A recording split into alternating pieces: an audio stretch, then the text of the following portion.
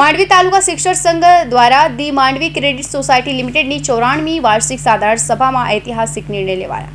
Mandvi teacher society ખાતે માંડવી સોસાયટીના પ્રમુખ નટુભાઈ ચૌધરીના અધ્યક્ષ સ્થાને વાર્ષિક સાધારણ સભા યોજવામાં આવી હતી, જેમાં સુરત જિલ્લા પ્રાથમિક શિક્ષણ સંઘના મહામંત્રી અરવિંદ બી ચૌધરી તથા માંડવી તાલુકા પ્રાથમિક શિક્ષણ સંઘના પ્રમુખ મરુવ્રત ચૌધરી તથા સોસાયટીમાં 24 વર્ષની સેવા આપનાર પૂર્વ મહામંત્રી અશોક બી ચૌધરી હાજર રહ્યા હતા.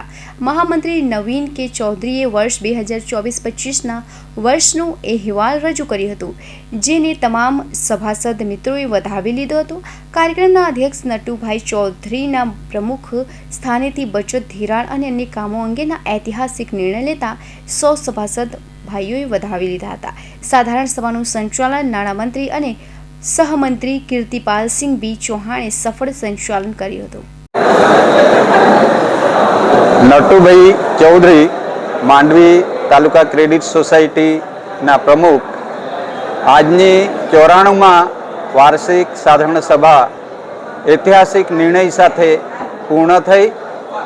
આ ઐતિહાસિક નિર્ણયમાં મારા તમામ સોસાયટીના હોદ્દેદારો, જિલ્લા સંઘના હોદ્દેદારો તેમજ તાલુકા સંઘના તમામ હોદ્દેદારો ઉપસ્થિત રહ્યા. તેમજ આ જે સાધારણ સભા થઈ એમાં ઐતિહાસિક નિર્ણયો લેવામાં આવ્યા. એની જે બચત હતી એ બચતની રકમ ઘટાડવામાં આવી છે અને ધિરાણની રકમ 5 લાખ રૂપિયા કરવામાં આવેલ છે. આ મુદ્દાને સૌએ વધાવતા સૌએ બહાલી આપી છે.